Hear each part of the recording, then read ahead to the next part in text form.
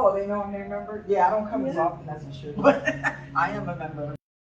Yeah, so they absolutely, it was funny. I'm like, I'm going to de-stress after you guys here. I didn't realize you had handouts up there. I just didn't even look. Are you have handouts? Oh, yes. Yeah, I have some handouts. Yeah, I mean, you can get it if you want, or you can get it at the end. It's just like tips about what we're going to discuss. These are books that are for sale downstairs. So if you want to buy them, she said hardbacks are $2 and soft are $1. Okay. Hi, welcome. I'm Emily. Welcome, welcome. Nice to meet you.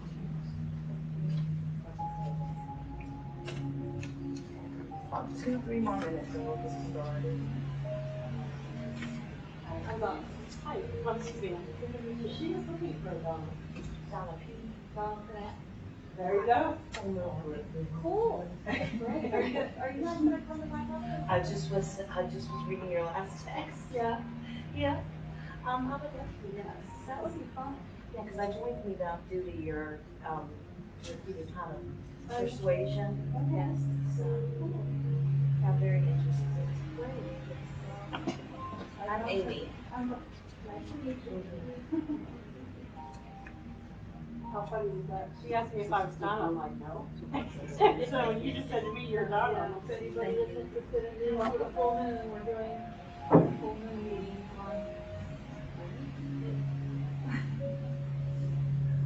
Yeah, because we went to Lucy's house twice. Yeah. You've been tied up with work. Yeah.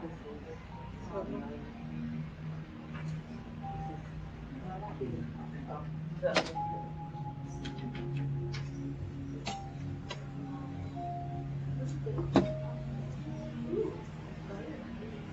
Almost 6:30, so I guess I'll just get started with preliminaries, housekeeping, as they say.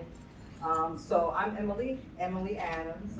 Welcome everyone here. I'm glad to be here tonight to do this stress management, mindfulness, meditation presentation. And the first thing I would like to ask everyone, if you have an electronic device, if you can put it on silent or vibrate, so that we won't be disturbed during our time together and make the most of it. So we're gonna have I'll show some videos, some like brief meditation exercises, and we're gonna also have a little audience participation. So I just try to make it, like interactive, And if you have any questions, you can raise your hand, or if you want to wait till the end, however you would like to do it. So I'll just start a little bit about myself. I was born and raised in New Jersey. I ended up in Virginia almost 3 years ago when my mom got sick and she refused to come back to Jersey. So I said, okay, I'm coming to Virginia. So I've been here almost 3 years. August will be 3 years. I love it here. I wouldn't move back to Jersey. I go back to visit, but after experiencing this pace of living, I really love it. I wouldn't go back to Jersey to live. But I've been doing meditation for, many years, off and on. But mostly I've been on recently. When the pandemic hit, that's when I realized how much I needed to get back into it. My anxiety level was really high because, when the shutdown happened, there was so much fear. And I was like, oh, I got to get back into my meditation because I was a nervous wreck. Hi. Hi. So, you're going to introduce yourself? Yes. Okay. Sorry. I thought there was one more car coming in. That's why I'm a little late. I'm sorry that they didn't come in. So, welcome everyone to the Mindfulness program. I'm Alice Cooper, the director of the library, and we're so excited to have Emily here. She is an active practitioner and instructor, and she's going to tell us all about it, and we'll all have an opportunity to experience the meditation. I would also like to invite you on June 20th, next Thursday, we can continue our special evening with series with Harold Hinson. He is a lifelong resident of Warsaw, and he wrote a memoir called The Hinson Boys of St. John's Street. It's a pretty wild ride. So I cordially invite you to come and hear him speak about his family, his life, and he will also touch upon the history of his family that goes back to the 17th century in Richmond County. So without further ado, Thank you, Emily. Thank you. Okay. So, so yes, I've been practicing, really practicing. When the pandemic hit, that was when I was like, oh, I gotta get back into this because my anxiety level was really high. So I got back into doing online meditation. There was a group that started. They had Zoom meditation, so I did that every day and was able to help myself to get back on track as far as my anxiety level, because when the pandemic hit, I just didn't know what was going to happen. I was just really anxious. So meditation helps me with my anxiety, it helps me with racing thoughts, it helps me be more creative. A lot of times when I meditate, I get good ideas about things to do. So it helps me in so many ways. And I went to school in Jersey. I went to Kane University. I got my bachelor's in psychology. I have a master's degree in health and wellness coaching. And in that program, we studied about integrated health practices. We learned about mindfulness, a little bit about nutrition. And I'm all about holistic, whole body, mind, body, spirit. And I really love to do this kind of work. When I was in Jersey, I used to go to the libraries and give presentations much like this one. So when I came down here, I was like, what, maybe I'll see if I could start doing this down here. And I approached Alice about 2 years ago, and I had forgotten all about it. And then she approached me a few months ago. Are you still interested in? I was like, sure I am. So I'm really glad to be here today. And so I guess we'll get started. My video stopped. Yeah. So you have the key back. So I just want to start with a little quote. I don't know if I really need this because it's not that easy. I can project my voice. Um, you're going to realize it one day that happiness was never about your job, your degree, or being in a relationship. One day you're going to see it. Happiness was always about the discovery, the hope, the listening to your heart, and following it wherever it chose to go. Happiness was always about being kinder to yourself.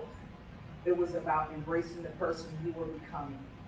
One day you will understand happiness was always about learning how to live with yourself.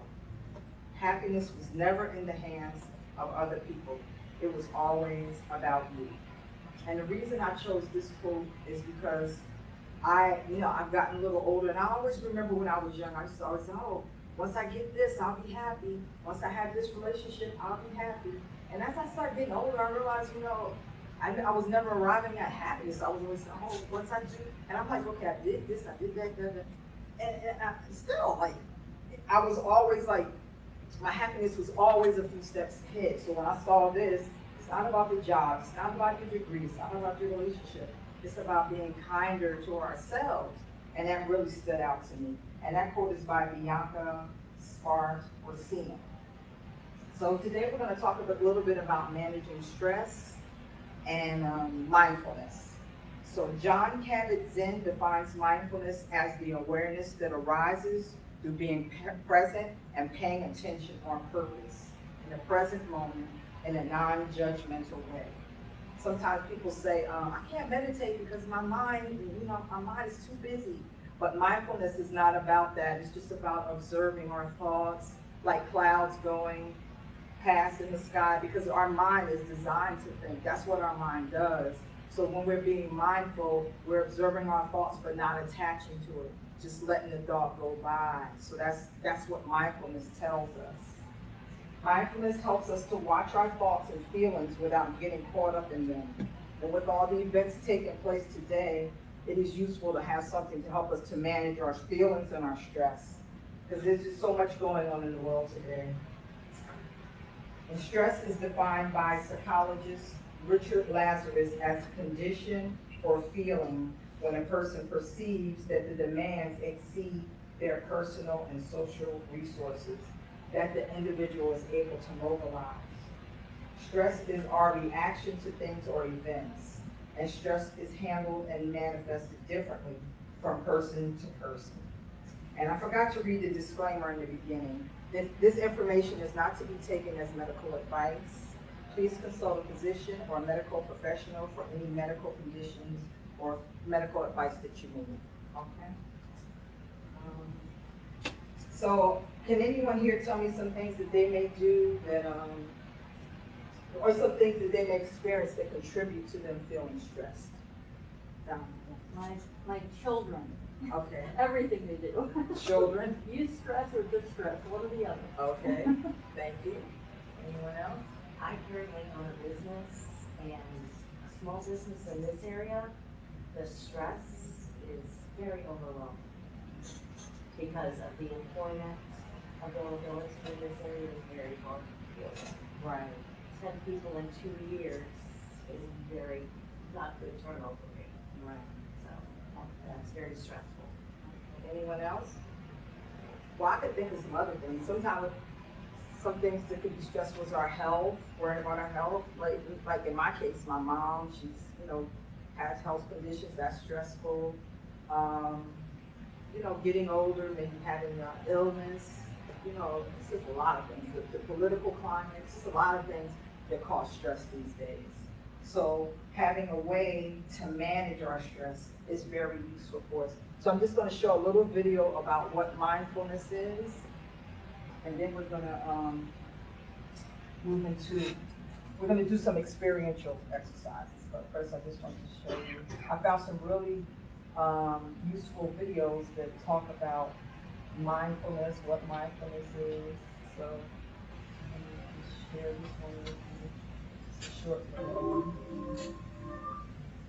Let me know if you can hear it or if I'm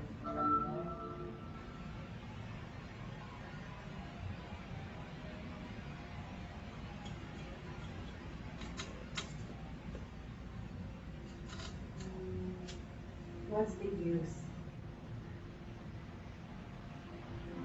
We just end up arguing and it stresses me out. I don't have the energy to talk to her right now. Oh my, I have to finish this paper, study for midterms, and create a presentation all by tomorrow afternoon. There's just too much to do and I can't focus. Ugh, everything is so stressful.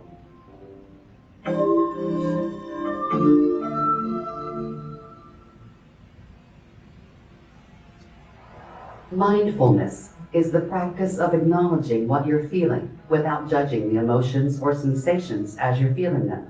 Why practice mindfulness?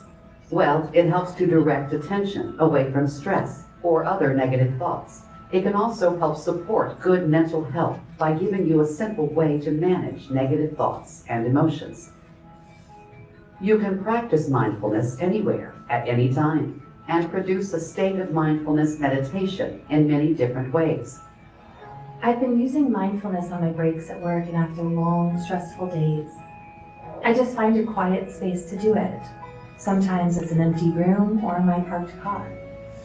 Simple things like guided breathing techniques while sitting in traffic, to more structured practices like body scanning or walking meditation can all promote relaxation and reduce stress.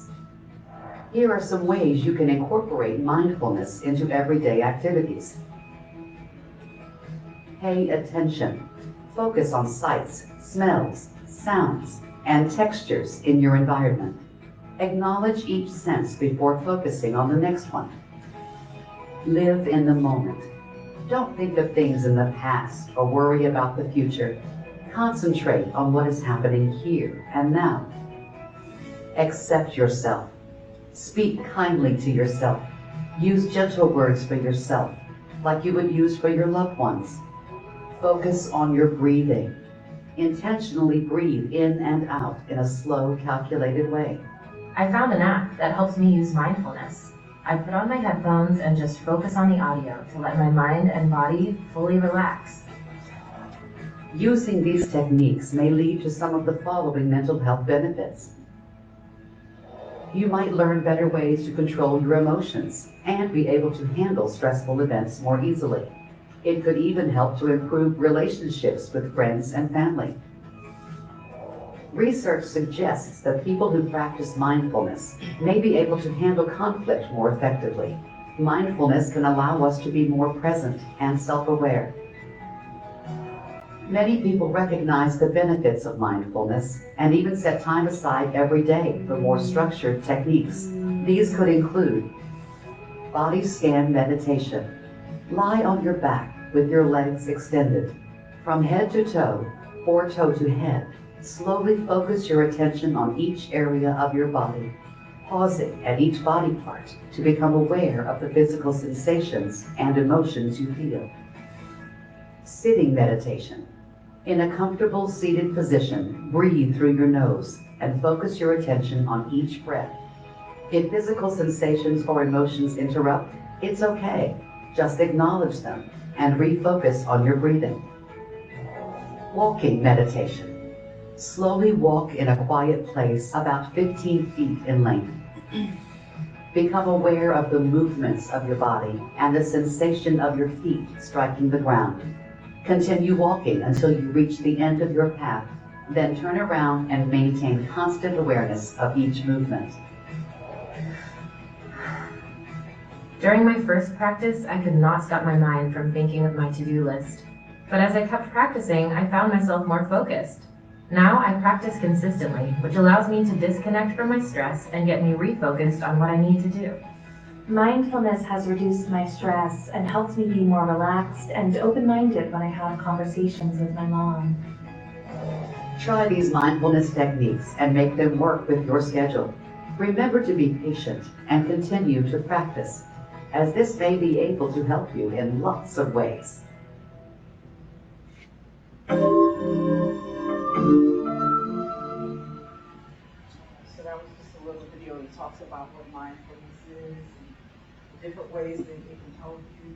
So what I wanted to do next is talk about some breathing that we can do, and then we're going to do an experiential meditation. So a lot of times when people breathe, they don't breathe fully. They do like shallow breathing. And so that contributes to stress in your body, stress in your mind. You know, sometimes when people are having anxiety attacks, they're like, you know, and then I tell them, you have to breathe in and breathe out to help you calm down. It helps to, you know, to help the nervous system calm down. So what I wanted to do now is just talk a little bit about diaphragmatic breathing, breathing from our diaphragm and taking in a lot of oxygen. So we can do that together for like a few breaths. And so you should sit up straight. And then the first thing you're going to do is just breathe in. As you breathe, you can put your hand, one hand on your chest, one on your belly. As you're breathing in, your belly should be going out. You breathe in through your nose, belly going out. And then purse your lips and breathe out. Breathe in through your nose, belly goes out. Fill up your belly and chest and breathe in. Purse your lips and breathe out. I'm breathing through the nose, belly and chest goes out. Through your mouth, push your lips and breathe out. This helps you to get in more oxygen into your body. Like when you're able to breathe, it'll help you to think more clearly, help you to calm down when you're anxious. Like if you're having a lot of anxiety, like if you're at work or something, you can go into the bathroom. Like, okay, I just go in while you're in the bathroom, you just feel your breathing, calming yourself down. When you're able to calm yourself down, you're able to make better decisions. And then your body is a little more at ease. And another breathing exercise that I can think of that's good is, I don't know if you ever, it's called alternate nostril breathing. So you would use one thumb, you put it on the right side of your nose, and you breathe in. I'll breathe for 4. 1, 2, 3, 4. Hold both nostrils, count for 2, and then breathe out the other side. 1, 2, 3.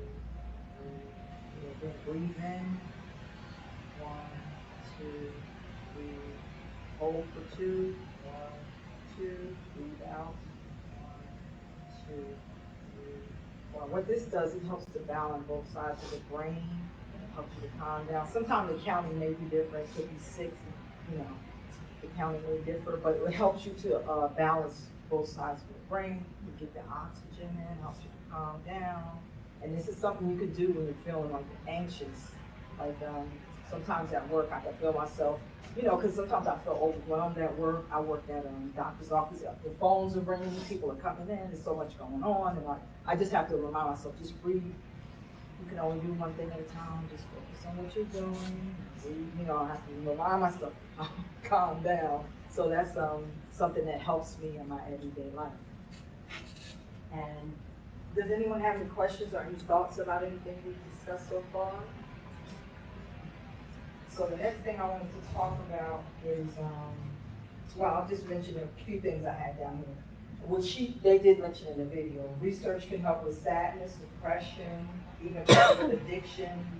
And I know sometimes with the veterans, they go in and do mindfulness with them, like the people who have PTSD, they go in and help them to learn how to do mindfulness and manage their stress.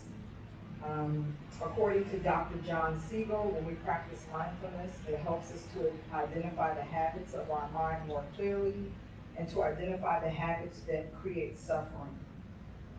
One thing that I've noticed about myself is sometimes I look back on things and I wish, like, why can't it be like it used to be? But sometimes I feel like that causes more sadness, because sometimes when things change, they can never go back to being the way they were. And if I keep sitting around and like, why can't it be that way? You know, sometimes I could get stuck and get angry, like, why can't it be that way? Like, why did this person have to pass away? Like, why did this have to happen? But if I just accept how I'm feeling and realize that life is always changing, you know, and if I can't change with it, then I just get stuck and left behind. So that is one thing that I've realized through my mindfulness, like wishing for things to be the way they were, that's just a waste of time, because life is about change, you know, and trying to go with the change, even though sometimes it is hard, just trying to go with the flow. Oh, and another thing I wanted to mention is the benefits of mindfulness are recognized in the medical community too. And one illustration that I have is, I have a sister, she's passed away now, but she passed away in 2011. So even back then I was practicing meditation, yoga. She knew I was into that kind of stuff. So she had cancer and she wasn't doing well. And her doctor told her, you need to find a way to relax every day, because all the stress you're under, it's like your body can't fight the cancer because you're so stressed. So she called me one day, she said, what are those meditation things that you're always telling about me about? Like, where can I find them? And I was like, well, why do you ask? And she was telling me what her doctor told her. You need to find a way to relax because your body cannot, your immune system is so low, like you need to find a way to relax and replenish yourself. So when she told me that, I realized, wow, like learning these techniques is really, it can help your immunity, it can help you in so many ways. So when my sister told me that, it was really like, wow, like there really is something to this, you know. Even her doctor recognized it, so that just really blew me away. Mindfulness helps to decrease the fear center of our brain, and it can help to decrease levels of the stress hormone cortisol. And another thing that I want to talk about before we go into this video is our heart and our mind. There is an institute, it's called the Heart Math Institute, and they have researched how the psychological state of the heart can influence our brain, and influence our hormones, and influence our health. So I have a video that I'm going to show, talks about what heart coherence is, and then we're going to do a meditation about heart coherence. This is one of my favorite meditations. The original video is like 30 minutes long, but we're just going to do maybe like 10 minutes of it. And it's a really powerful technique. And every time I do it, I just feel so relaxed and so calm when I'm done, because it's like, you know, it oxygenates my body, it makes my heart calm, and it's really powerful. So I'll show you a little bit of explanation, and then we're going to do a small part of that together. So this is the Heart Math Institute talking about what heart coherence is. Did you know that your heart has an incredible, unique intelligence unto itself? Or that it has a significant influence on our perceptions, emotional experiences, and higher mental processes? And did you know that the heart can actually sense your emotional response to an event before the event has occurred? You may have instinctively felt that the heart was so much more than a blood pump, but science has actually confirmed it. Researchers discovered that the heart has its own intrinsic nervous system that sends a lot of information to the brain, affecting the way we feel, think, and perceive. In fact, the heart actually sends more signals to the brain than the brain sends to the heart. Scientists refer to this as the little brain in the heart. But don't let the diminutive name fool you. The heart-brain can act independently of the brain in your head. Its neurons have long-term and short-term memory and extensive sensory capacities. The heart and brain communicate with each other in a complex dance. As we experience emotions through the day, our heart rhythm patterns tend to reflect how we're feeling. This information is monitored by the emotional centers in the brain, where they are then perceived as feelings of fear, anger, joy, appreciation, etc. When we get bogged down with stress, worry, impatience, information overload, or indecision, the heart's rhythm has a jagged and irregular pattern. The resulting disorder or incoherence in the nervous system creates noise or static that in essence causes the neurons in the brain to get out of sync, resulting in impaired mental functioning, or cortical inhibition. We can feel energy drained with more mental fog, making it difficult to focus, remember things, listen deeply, and make clear decisions. However, on the upside, when we experience feelings like love, kindness, appreciation, or compassion, it creates a smooth, coherent heart rhythm pattern. This has a calming and balancing effect and creates more harmonious cooperation between the heart, brain, and hormonal system. This not only improves how we feel, but also our ability to think clearly. We can see creative solutions to problems and more easily discern intelligent choices and decisions. This is cortical facilitation. The good news is we don't have to wait until we happen to feel good to experience this uplift. We can choose to create it ourselves. Research shows that when we practice activating positive heart qualities, care, cooperation, forgiveness, etc., it has a carryover effect that increases the overall baseline of coherence in our system. So we have more resilience during stressful experiences and can more easily maintain our poise, confidence, and self-security when challenges arise. This is the intelligence of a coherent heart. We offer many free tips and techniques to increase your heart coherence based on our 30 years of research on the subject. Head to heartmath.org/resources to learn more.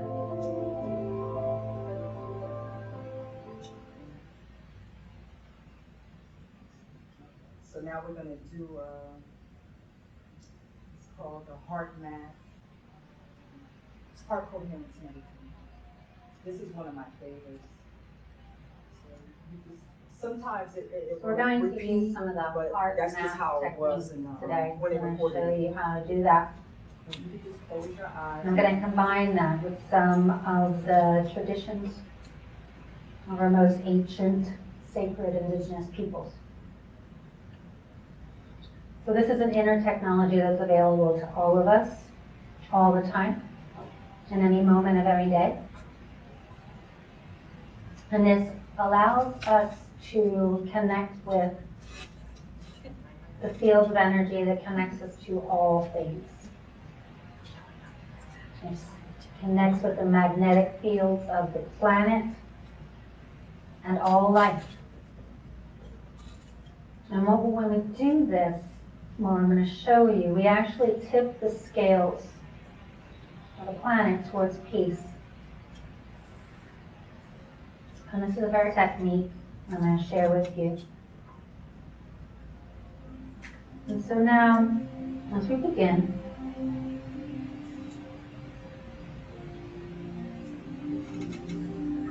just allow your attention now to shift from the external world, internal. And with your eyes closed, just allow your awareness now to move from your thinking mind into your feeling heart.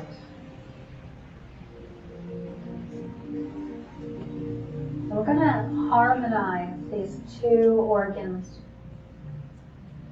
into a single, potent system. We're harmonizing the heart and the brain, harmonizing the heart and the brain. To harmonize this heart-brain connection.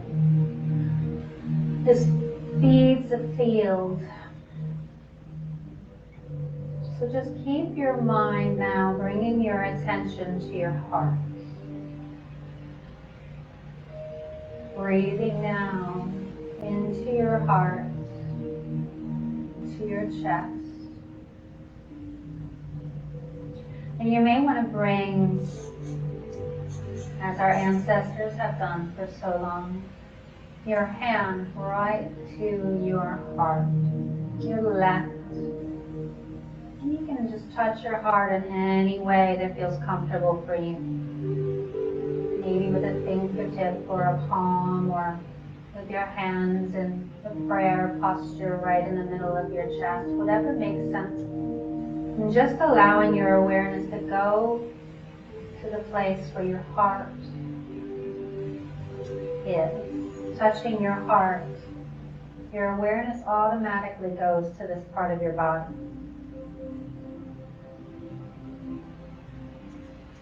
So now as you bring that awareness to your heart and you slow down your breathing. You even want to breathe in and out on a sacred rhythm. Breathing in to the count of 4.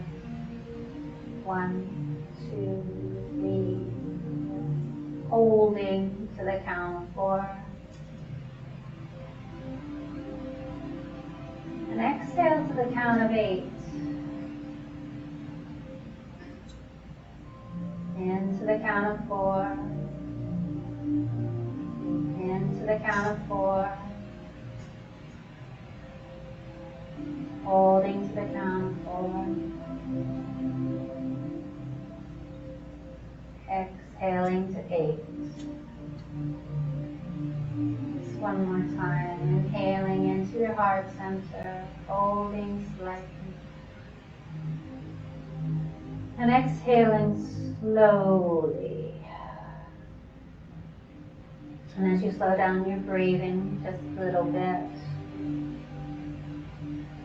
it actually causes your body to go into a state of restore and renew. As you slow down your breathing, your body knows you're safe. And it automatically, naturally, and effortlessly just floods your body with these wonderful hormones. So as you shift your awareness to your heart, breathe slowly, you're sending this powerful signal to your body, telling your body you're safe. When you do that, it's like a switch in your chemistry happens. This regenerating, rejuvenation takes over. And now I'd like for you to bring in feelings. Feelings, positive feelings, gratitude for anyone or anything. Appreciation, care, and compassion.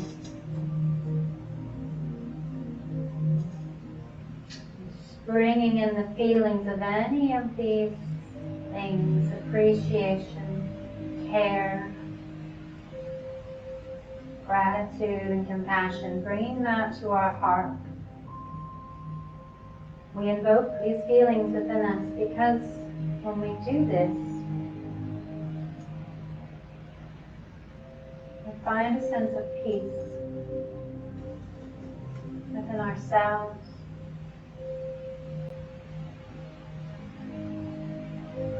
Just by thinking of these words or a situation that brings to your mind something you're grateful for,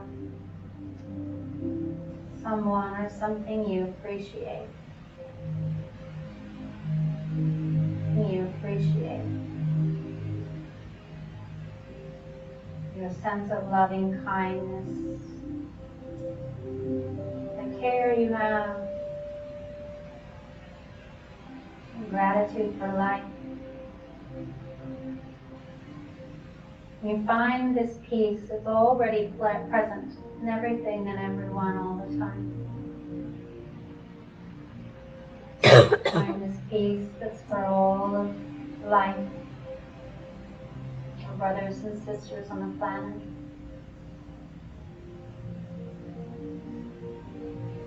And just feel this focus, breathing into your heart and growing these feelings. It may help at first to think of someone or something, some memory, pleasant, the feelings of appreciation, care, gratitude, compassion. As you fill your heart, you just breathe in that feeling, feel it grow and bubble up. It's like joy of a child, the giggling joy of a child. Even forgetting about where the memory comes from, you can feel that giggling joy of a child, that sense of love for all things, for yourself, for life. Now, just as easy as that, it is easy for you to double it. It's very easy in your body simply to make that feeling stronger. Growing your sense, the life, feeling better in every moment.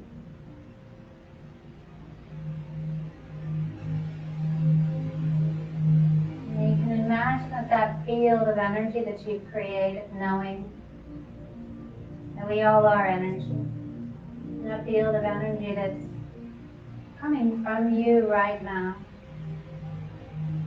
You can exercise growing and extending it. It measured the electrical signals from the heart, and they extend far and wide. And as you grow that sense of love, joy, gratitude, appreciation, care, compassion, you can imagine it like a ball of energy in your heart that grows,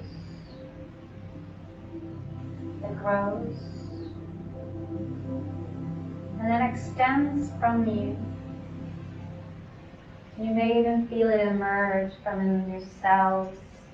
This is your birthright. It emerges from your cells, this sense of love, healing energy. You can imagine it extends from you 18 inches and then more.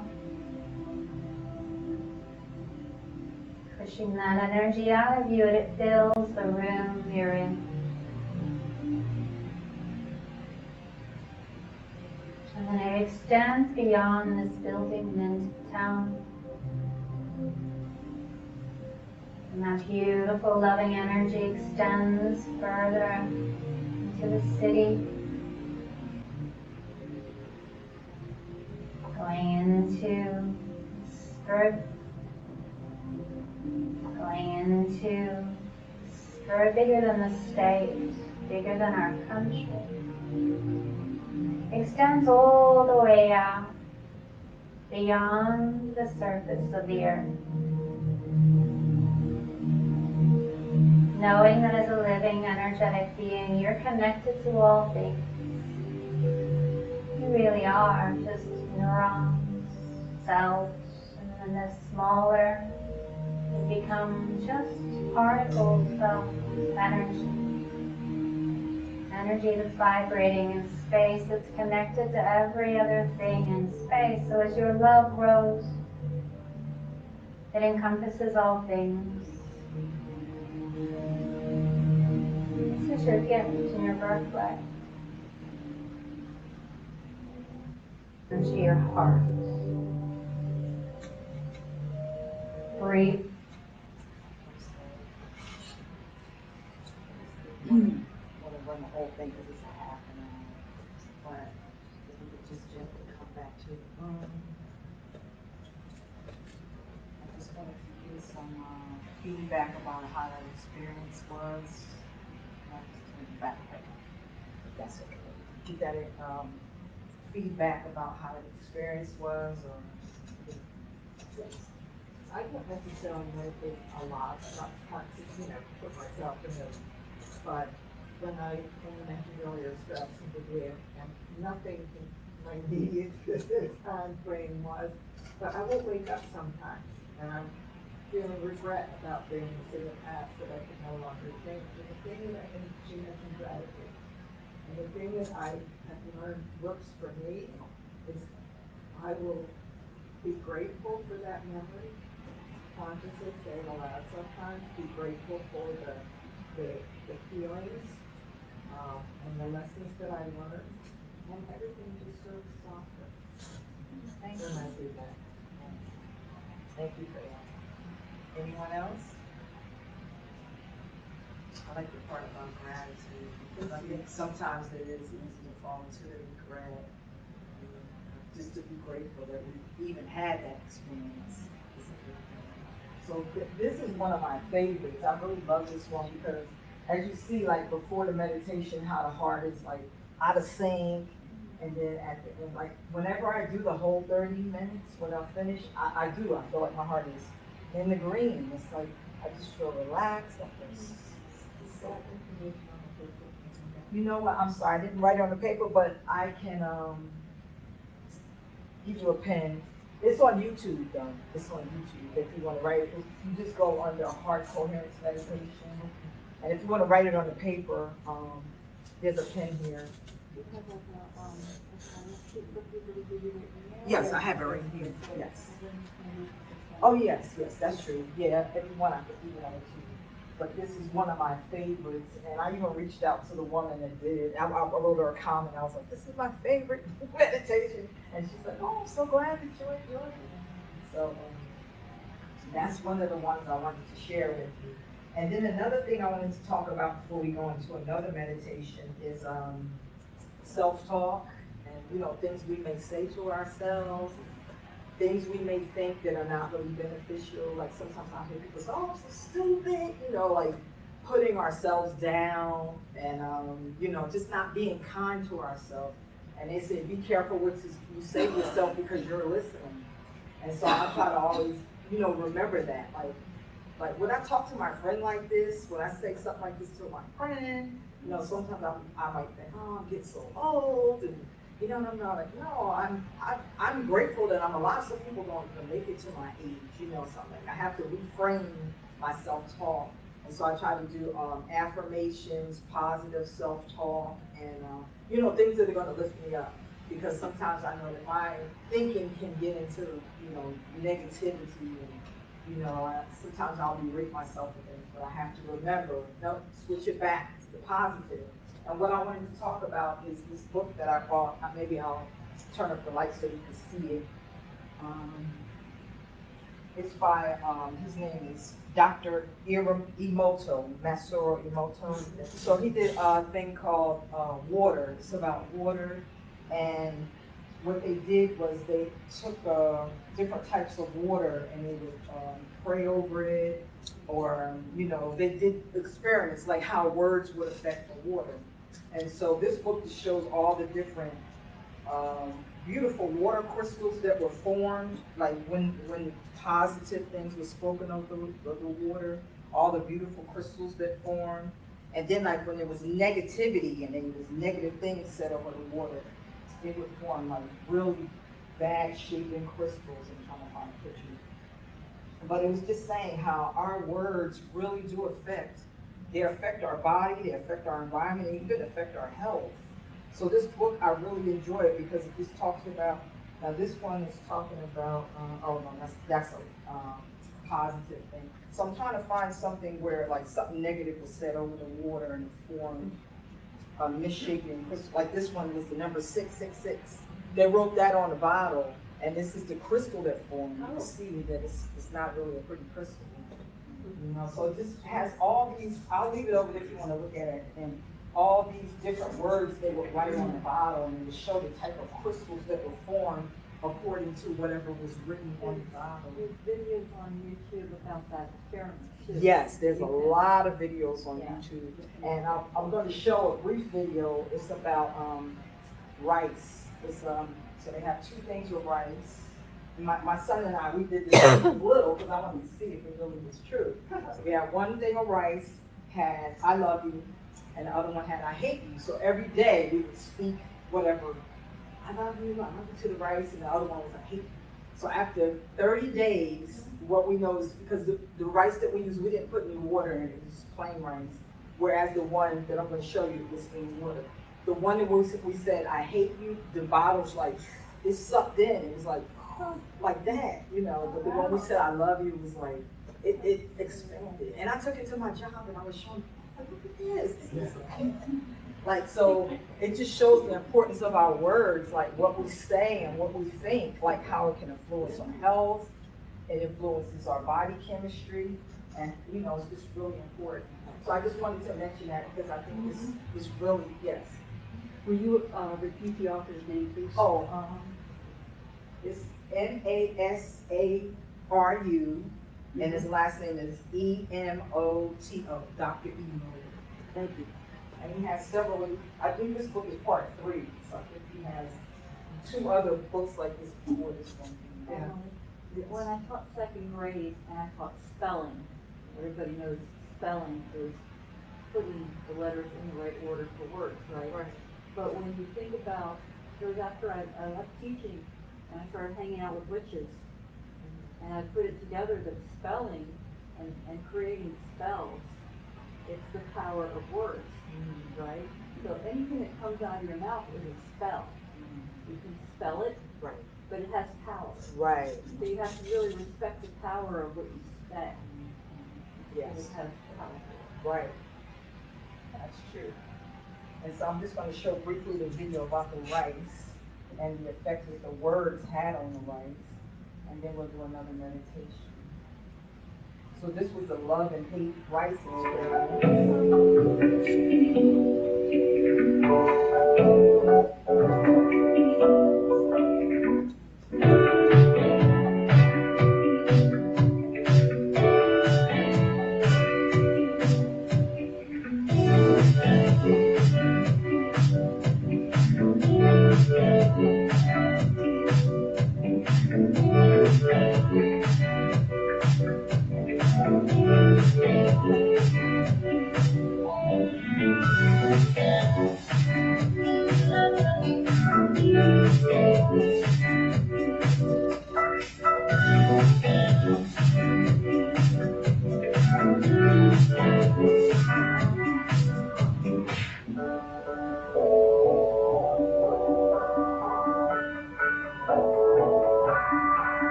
discolored, but it wasn't black. Like when it was hidden, it was like black. The power of our words. And I've seen videos where the person just thought the word, they didn't actually say, they just thought it. And even just thinking, I hate you, like the rice still turned a really funky color, you know? It just shows the power of our words and our energy that we send out. Another meditation technique that I wanted to talk about is like body scanning. It's time for the 18th annual Jimmy Kimmel Live Spelling Bee. I thought somebody was coming in the back. Also 12 years old. Please welcome the winner of it. So, spelling, there you go. Call it in. Yeah. When you have 2 separate jobs, the hate and love, how do you know that the love don't hear you saying from the hate? You know, do you have to separate? yeah, it's your intention, yeah. Well, we didn't keep them right beside each other, but we kept them in close proximity. Or we would pick it up and say, I love you, or Pick it I up hate and you. say. You know, yeah, like sending that intention, like you said, that intention was what the energy is what was picked up, yes. And the thing is if we are saying, whatever we say to ourselves or to others or to jars comes back. It doesn't just go out, it comes back. Yeah. And that's a really good reason to be real careful about how we view ourselves and the world. Right. So look for the positive, speak the positive, brings more in. Yes. And love. Yes, I agree. Not that sometimes we don't get angry Oh, yeah. and may feel like, "Ugh," but even if we are feeling that way, we can deal with it in a constructive way, and not be negative. And but let me just show you this quick, because we're running, the time is ticking. This one is like a body scan meditation. So this one helps too, because you're like, progressively relaxing each part of your body. This one is like 7 minutes. I used to do this one when I would get home from work to de-stress and decompress. And this one is a really good one too. It's on YouTube. Let me just pull it up real quick. And it just walks you through relaxing each part of your body in sequence and helps you to feel really good and relaxed in a short amount of time. Let me just pull it up. That Jimmy Kimmel thing threw me off.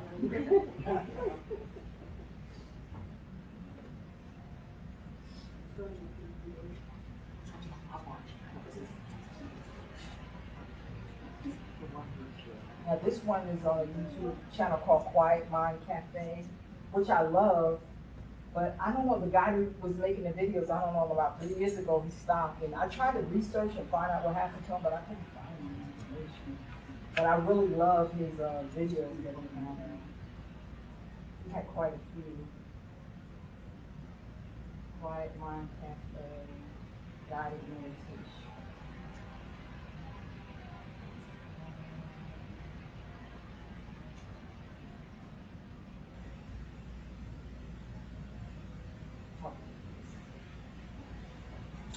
So you can close your eyes. I'm just going to walk you through how to do it. Welcome to Simple Relaxation, a guided meditation for relaxation of the body.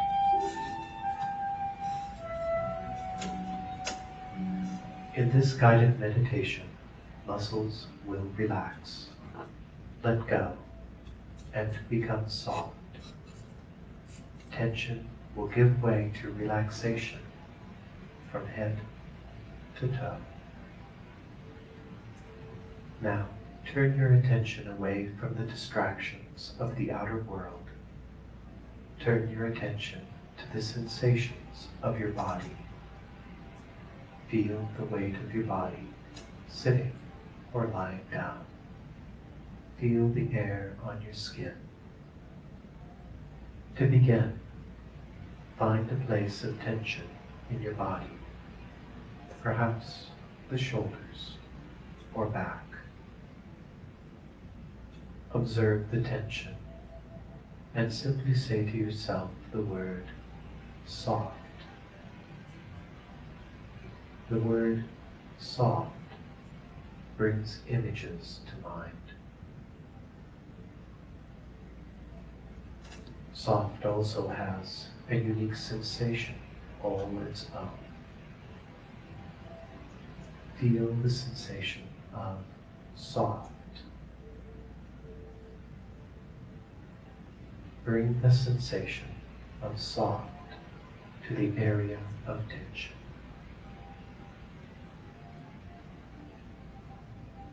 Notice how the muscles respond and change to that thought.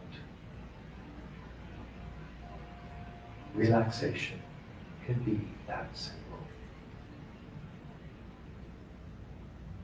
The word, the image, the sensation together. Muscles relax and respond to thoughts of soft. Other words also encourage relaxation. Consider the phrase, let go. Let go. Images of let go enter the mind. This phrase has a sensation, a unique feeling all its own. Feel the sensation of let go. For example, the jaw lets go. Hip joints let go. And now a simple relaxation technique using these sensations of soft and let go.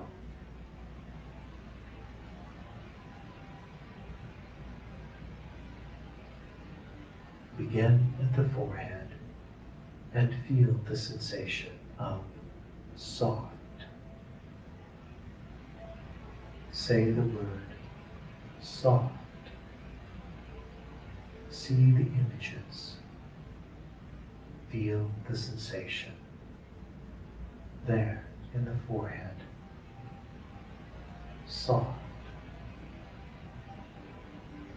Now the jaw. Let's go. Shoulders. Let go. The rib cage, front, back, sides, become soft and spacious. Lower back, let's go. Abdomen, let's go. Hip joints, let go. Legs become soft. Ankles and feet, soft. Even the toes, let go. Good. Enjoy the feeling from head to toe, the feeling of this simple relaxation.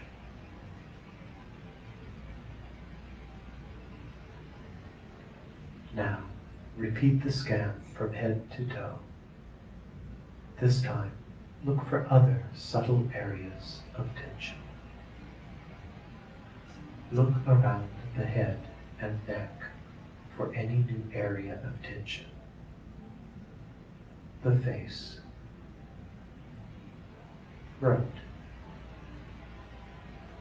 neck. Let go. Soft. Look around the shoulders, arms, and hands. Let go. Soft. Shoulder blades and back. Let go. Soft.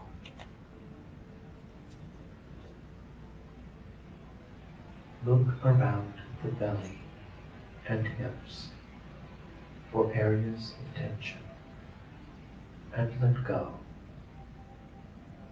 Soft. New places in the legs and feet. Let go.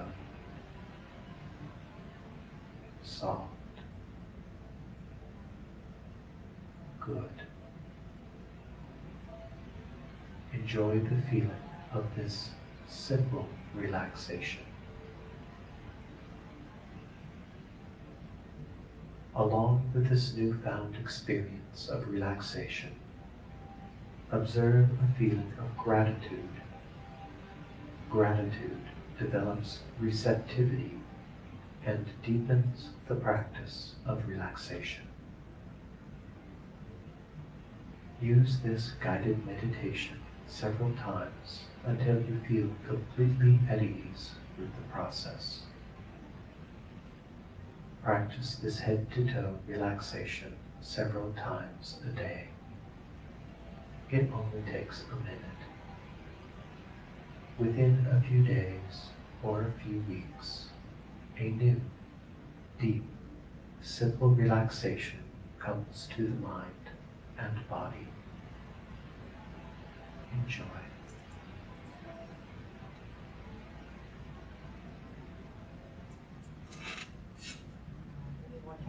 thoughts or anything you want to share about that body scan technique? It's what I've always had been talked about until you stop and you have to head down and I'm like, oh. I never thought of that. And what I noticed from that, being a massage therapist, is we're taught that if you can get the head and neck to release, then the body follows suit. So it's really a good idea. So start with the head. And I'd always start with the feet too. I like that. That was really effective for me. So that's just some examples of some meditations that YouTube has, which are like guided meditation. But there's also ones where you can just play music and just sit in stillness if you like. So you know you can play around with whatever works for you. There's so many different techniques to meditation, but the thing is just to be like consistent with it and to find what works for you. Because if you do it, like practice it over time, you'll definitely see the benefits. And then when a situation comes up that stresses you, you can say, oh, let me see, what tool can I pull out to handle this challenge? I remember one time I had an experience where I left my pocketbook behind, and I left it in a parking lot in a shopping cart, and I didn't realize it. By the time I realized it, I was almost in a full-blown panic anxiety attack. And I just started using some of the tools I had learned, because I'm like, even if I don't get it back, I just can't like fall apart over this. Like life has to go on. So I started using some of my breathing. I just kept repeating, you know, I forget what mantra I used, but I just kept saying something positive because I was like, because I called my mother and my son, which was a mistake, because all they did was yell at me. I called them, they no support whatsoever. So I just had to, okay, I can deal with this. So I just did my breathing. I said whatever positive thing I was saying to myself. And all the way back to the store, I just kept doing it. When I got back, somebody had turned in my pocketbook and they hadn't told me. I was so happy, I just started crying. This is wonderful. But even if it hadn't been there, I would still have to find a way to deal with the anxiety I was feeling, you know, because I was like, oh my God, I got my credit card. You know, I'm just thinking of all the scenarios that could go wrong, what can happen. And I think that's what happens sometimes. We can think about, well, what if this is, and what if that? And then, you know, we get ourselves all worked up, you know. Find a way find a way to bring that anxiety back down, even if it is the worst case scenario. Like, how can we get through it? You know, because life is not going to stop if we lose our wallet. We still got to find a way to go. So, you know, like having these tools will help us in time of stress, anxiety, and you know, challenges that we face in life. So, I think that is coming to the end conclusion of our presentation. So if anyone has anything they'd like to share or something that you may have. Have you ever practiced walking Yes, meditation? yes, I have done that before. And you've done it around here? No, I have not. But that's a good idea. But I have done that in New Jersey.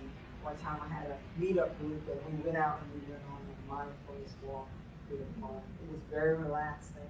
And it was interesting, you know, because we took the time to be more observant about everything. Really I actually went to DC and did a walking meditation with one of the monks that studied under Thich Nhat Hanh. okay. And so it was like, I don't know, 100 people following this monk. And yeah. Maybe that's what we can do in the near future, you know? There's a lot of nature trails around here, why wouldn't we be able to? Yeah, that's a good idea.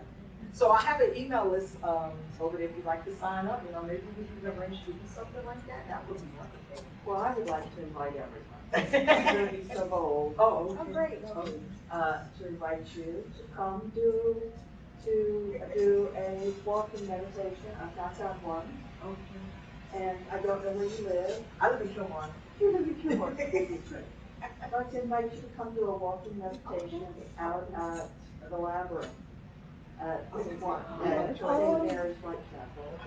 Is that around here? Yeah, you go up to Lively, Okay. and there's a left at Lively, and it ends in River Road. Okay. Well, 15 years ago, the community, the church community, built this beautiful stone labyrinth. So, and it's built into, you know, sort of a rise, so there's a stone wall around it. It's huge. It's an 11 circuit built on built on the Chartres labyrinth in France. Huge space, and then we helped build trails behind it. Oh, wow. This book, let's go, we're going right now, we're going to do a walking I have to get your meditation. information because that was, I What's would your love name? I'm Ann. I'm Donna. I'm And Donna. I have a meetup group that I started called Peaceville. Oh, Mind, Body, I've Spirit. seen So if you your, want to use that platform to advertise this walking meditation, Okay. I'd be happy to help with that. there's something about, a group doing it, creating sort of holding the space, Right. safe for one another, and then if you see somebody else doing it, maybe it's a little, you know, and, or if you see someone stumble, you go, well, I can stumble too. But, Yes.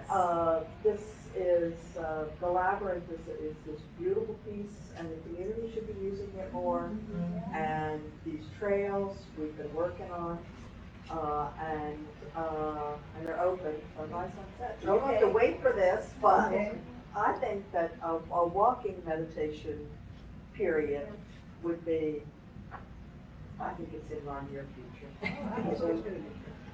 All right, I'm just gonna go, like, this is the handout I had, just some tips you can take with you when you go. Well, and again, we talked about, it's not, this is not medical advice. Find a technique that works best for you, be consistent, practice at least 20 minutes a day, maybe more, maybe less, depending on how much time you have. You can practice diaphragmatic breathing and mindful breathing. It helps to relax and oxygenate and revitalize your body. Maybe set goals on things that cause you stress and continue on your personal growth. Change things that you can change. For example, an unfulfilling job or stressful relationship.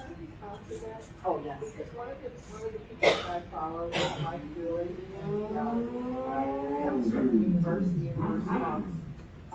And one of the things is we can't change the actual situation, like, we can try to change our perception of it.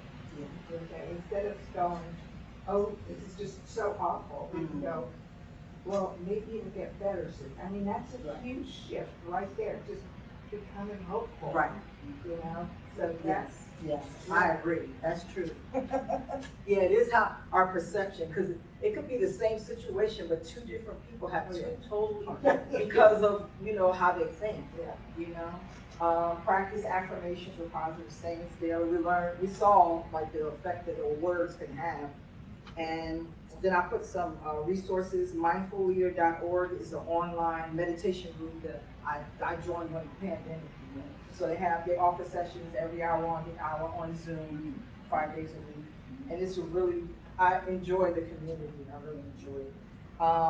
So I just mentioned a couple of books that I have: The Mindfulness Solution and Everyday Practices for Everyday Problems. And there's a whole lot of books that are on mindfulness. Like you can just go on Google, go on Amazon.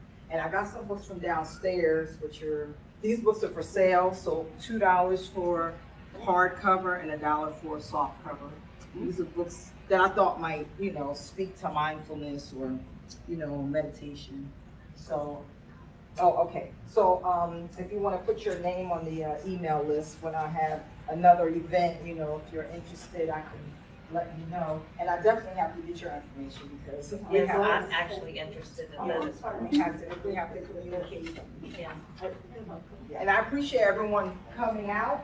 I hope you got benefit from our session. Yes. And that you learned things, you know. I always learn something new. It's not worth it until I find out what it is.